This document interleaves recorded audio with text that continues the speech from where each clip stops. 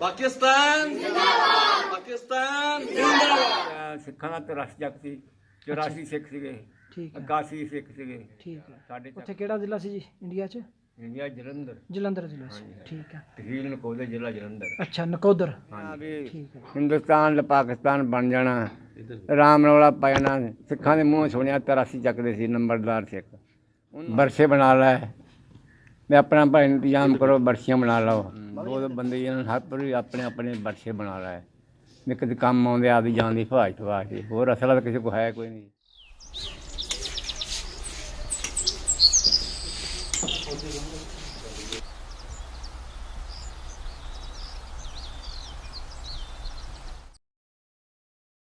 ਤਾਉਨ ਦਾ ਮਸਲਾ ਬਣਿਆ ਸੀ। ਹਾਂਜੀ, ਪਾਉਣ ਦੀ ਮਾਲਵੇ ਕਹਿੰਦਾ 8ਵੇਂ ਦਿਨ ਬੂਹੇ ਜਾਂਦਾ ਲੱਗ ਗਿਆ। ਅੱਛਾ ਹਾਂ, ਦੁਨੀਆ ਬਹੁਤ ਮਰੀ। ਠੀਕ ਹੈ। ਤਾਉਨ ਦੀ ਬਿਮਾਰੀ ਤੋਂ ਬਾਅਦ ਫਿਰ ਤੁਸੀਂ ਪਾਕਿਸਤਾਨ ਆ ਗਏ ਸੀ ਹਾਂਜੀ ਹਾਂ, ਤੇ ਤੁਸੀਂ ਪਾਕਿਸਤਾਨ ਆਪਣੀਆਂ ਅੱਖਾਂ ਨਾਲ ਬਣਦਿਆਂ ਵੇਖਿਆ? ਹਾਂਜੀ ਹਾਂਜੀ, ਬਿਲਕੁਲ। ਪਾਕਿਸਤਾਨ ਸਾਡੀ ਉਜਾੜੇ ਜੁੜੇ ਇੱਧਰ ਵੀ ਪਏ ਸੀ? ਨਹੀਂ, ਇੱਥੇ ਦਾ ਚੱਕ ਸਿੱਖਾਂ ਦਾ 83 ਚੱਕ ਸੀ, 84 ਸਿੱਖ ਸੀਗੇ, ਠੀਕ ਹੈ 81 ਸਿੱਖ ਸੀਗੇ। ਠੀਕ ਹੈ। ਸਾਡੇ ਚੱਕ 'ਚ ਨਹੀਂ ਸੀ। ਸਾਡੇ ਚੱਕ 'ਚ ਇੱਕ ਘਰ ਹੁੰਦਾ ਸੀਗਾ, ਉਹ ਇੱਕੋ ਹੀ ਬੰਦਾ ਸੀ, ਕੀ ਨਾਂ ਸੀ ਉਹਦਾ? ਉਹਦੇ ਨਾਲ ਗੁਰਬਖਸ਼ਾ ਸੀ। ਸੁਣਿਆ ਵੀ ਹਿੰਦੁਸਤਾਨ ਤੇ ਪਾਕਿਸਤਾਨ ਬਣ ਜਾਣਾ, ਰਾਮ ਰੌਲਾ ਪੈ ਜਾਣਾ। ਸਿੱਖਾਂ ਦੇ ਮੂੰਹ ਸੁਣਿਆ 83 ਚੱਕਦੇ ਸੀ ਨੰਬਰਦਾਰ ਸਿੱਖ। ਉਹਨੂੰ ਅਸੀਂ ਪਹੁੰਚਾਉਣਾ 3 ਕੁ ਮਹੀਨੇ ਬਾਅਦ ਜੀ ਘੱਲਦਾ ਇੰਡੀਆ 'ਚ, ਬੀਕਾਨੇਰ 'ਚ। ਉਹਨਾਂ ਨੂੰ ਪੁੱਛਿਆ ਇੱਕ ਦਿਨ ਵੀ ਤੁਸੀਂ ਨਿਆਣੇ ਨਿੱਕੇ ਆਪਦੇ ਕਿਉਂ ਘੱਲਦੇ ਆ? ਅਗਰ ਸਾਡੀਆਂ ਤਵਾਰੀਖਾਂ ਆਈਆਂ ਵੀ ਫਲਾਣੇ ਮਹੀਨੇ ਫਲਾਣੀ ਤਰੀਕੇ ਹਿੰਦੁਸਤਾਨ ਤੇ ਪਾਕਿਸਤਾਨ ਬਣ ਜਾਣਾ, ਦੁਨੀਆ ਮਾਰ ਵੱਢ ਹੋਣੀ ਹੈ, ਇਸ ਤੋਂ ਅਸੀਂ ਅੱਗੋਂ ਘੱਲ ਦਿੱਤੀ ਹੈ। ਇਹ ਫਿਰ ਸਾਨੂੰ ਪਤਾ ਲੱਗਾ ਵੀ ਇੱਦਾਂ ਹੋਣੀ ਹੈ। ਉਹੀ ਗੱਲ ਹੋਈ, 2-3 ਮਹੀਨੇ ਲੰਘੇ ਪਿਆ, ਰੌਲਾ ਪੈ ਗਿਆ। ਬਸ ਇੱਥੇ ਤਾਂ ਖੈਰ ਅੱਲਾ ਦਾ ਰਹਿਮ ਰਿਹਾ, ਕਿਉਂ ਲਾਗੇ ਸਿੱਖਾਂ ਸੁੱਖਾਂ ਜੋਰ ਨਹੀਂ। ਉਹ ਉੱਠ ਕੇ ਚਲੇ ਗਿਆ, ਕਿਤੇ ਚੋਰੀ ਚਾਰੀ ਰਾਤ ਨਿਕਲ ਗਿਆ ਬੀਕਾਨੇਰ। ਅਸੀਂ ਤਾਂ ਮੰਨਾ ਹੀ ਬੈਠੇ ਰਹੇ, ਉੱਦਾਂ ਡਰਦੇ ਡੁਰਦੇ ਤਾਂ ਰਹੇ, ਇੰਨਾ ਪਤਾ ਹੀ ਨਹੀਂ ਸੀ ਵੀ ਅਸੀਂ ਕਿੱਧਰ ਜਾਣਾ ਕਿੱਧਰ ਨਹੀਂ ਜਾਣਾ। ਰੋਟੀਆਂ ਪੱਕੀਆਂ ਪਈਆਂ ਨਹੀਂ, ਰਾਤ ਨੂੰ ਖਾਂਦਾ ਹੀ ਕੋਈ ਨਹੀਂ, ਟਿਕਾਣਾ ਪਤਾ ਹੀ ਰੌਲਾ ਪਿਆ ਕਿੱਧਰ ਜਾਣਾ ਕਿੱਧਰ ਨਹੀਂ ਜਾਣਾ।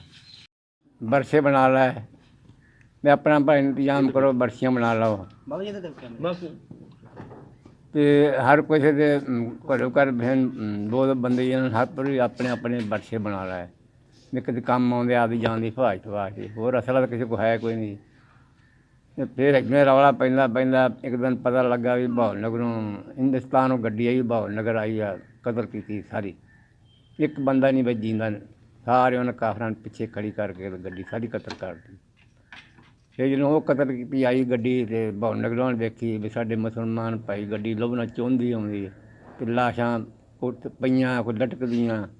ਇਹਨਾਂ ਨੇ ਫਿਰ ਬਹਾਵਲ ਨਗਰ ਵਾਲਿਆਂ ਨੇ ਹਿੰਮਤ ਕੀਤੀ, ਇਹਨਾਂ ਨੇ ਕੋਈ ਜਿਹੜੀ ਕਈ ਕੁਹਾੜੀ ਹੱਥ ਆਈ, ਇਹਨਾਂ ਨੂੰ ਉੱਠ ਕੇ ਜਿਹੜੇ ਮਾਰੇ ਹਿੰਦੂ, ਬਾਕੀ ਭੱਜ ਗਏ। ਬਸ ਹੋਰ ਆਪਣੇ ਹਲਕੇ 'ਚ ਰਹਿ ਨਹੀਂ ਰਿਹਾ, ਹੋਰ ਨਹੀਂ ਕਿਤੇ ਮਾਰ ਵੱਢ ਹੋਈ, ਬਸ ਬਹਾਵਲ ਨਗਰ ਹੀ ਹੋਈ ਹੈ। ਅੱਜ ਕੱਲ੍ਹ ਦੀ ਜਿਹੜੀ ਨੌਜਵਾਨ ਨਸਲ ਆ, ਉਹਨਾਂ ਨੂੰ ਕੀ ਪੈਗਾਮ ਆ ਤੁਹਾਡਾ? ਵੀ ਅੱਲਾ ਚੰਗੀ ਹਦਾਇਤ ਦੇਵੇ ਉਹਨਾਂ ਨੂੰ, ਹੋਰ ਪਗਿਆਨ ਤੇ। ਪਾਕਿਸਤਾਨ ਦੀ ਕਿੱਦਾਂ ਮਤਲਬ? ਹਾਂ, ਪਾਕਿਸਤਾਨ ਬਣਿਆ ਜਿੱਦਾਂ ਵੀ ਅੱਲਾ ਨੇਕ ਹਦਾਇਤ ਦੇ ਦੇ ਉਹਨਾਂ ਨੂੰ। ਕਿਸ ਮਕਸਦ? ਹਾਂ, ਹਾਲਾਤ ਜਿਹੜੇ ਸੀ, ਕਿਤੇ ਬੰਬ ਬਲਾਸਟਿੰਗ, ਕਿਤੇ ਟਾਰਗੇਟ ਕਿਲਿੰਗ, ਇਹ ਸਿਚੁਏਸ਼ਨ ਦੇ ਮੱਦੇਨਜ਼ਰ ਰੱਖਦੇ ਹੋਇਆ ਉਦੋਂ ਜ਼ਿਹਨ ਦੇ ਵਿੱਚ ਇੱਕ ਤਜੱਸਸ ਪੈਦਾ ਹੋਇਆ, ਇੱਕ ਜੋਸ਼ ਪੈਦਾ ਹੋਇਆ, ਉਹਨਾਂ ਵਾਸਤੇ ਇੱਕ ਜਜ਼ਬਾ ਪੈਦਾ ਹੋਇਆ ਕਿ ਕੁਛ ਨਾ ਕੁਛ ਲਿਖਿਆ ਜਾਵੇ। ਔਰ ਮੈਂ ਇੱਕ ਪੰਜਾਬੀ ਦੇ ਵਿੱਚ ਕਾਵਿਸ਼ ਕੀਤੀ, ਅਤੇ ਉਹ ਜਜ਼ਬਾਤ, ਮੇਰੇ ਦਿਲ ਦੇ ਜਜ਼ਬਾਤ ਜਿਹੜੇ ਆ ਲੋਕਾਂ ਤੱਕ ਪਹੁੰਚਾਉਣ ਵਾਸਤੇ ਤੁਹਾਡੇ ਸਾਹਮਣੇ ਪੇਸ਼ ਕਰਦਾ। ਲੋਕੋ ਸਾਨੂੰ ਦੱਸੋ ਕੀ ਹੋ ਗਿਆ ਜਹਾਨ ਨੂੰ, ਲੋਕੋ ਸਾਨੂੰ ਦੱਸੋ ਕੀ ਹੋ ਗਿਆ ਜਹਾਨ ਨੂੰ, ਆਪ ਅੱਗ ਲਾਈ ਜਾਂਦੇ ਆਪਣੇ ਮਕਾਨ ਨੂੰ। ਲੋਕੋ ਸਾਨੂੰ ਦੱਸੋ ਕੀ ਹੋ ਗਿਆ ਜਹਾਨ ਨੂੰ, ਆਪ ਅੱਗ ਲਾਈ ਜਾਂਦੇ ਆਪਣੇ ਮਕਾਨ ਨੂੰ।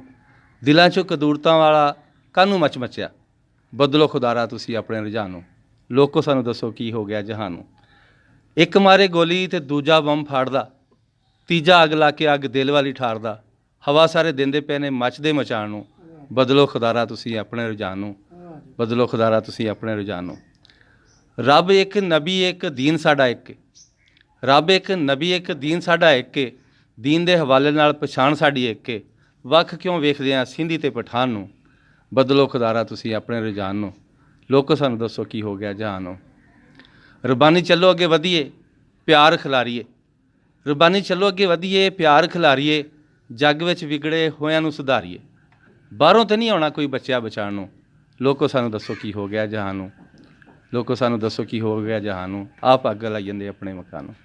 ਅੱਛਾ पाकिस्तान जिंदाबाद, पाकिस्तान जिंदाबाद, पाकिस्तान जिंदाबाद, पाकिस्तान जिंदाबाद, पाकिस्तान पाकिस्तान जिंदाबाद।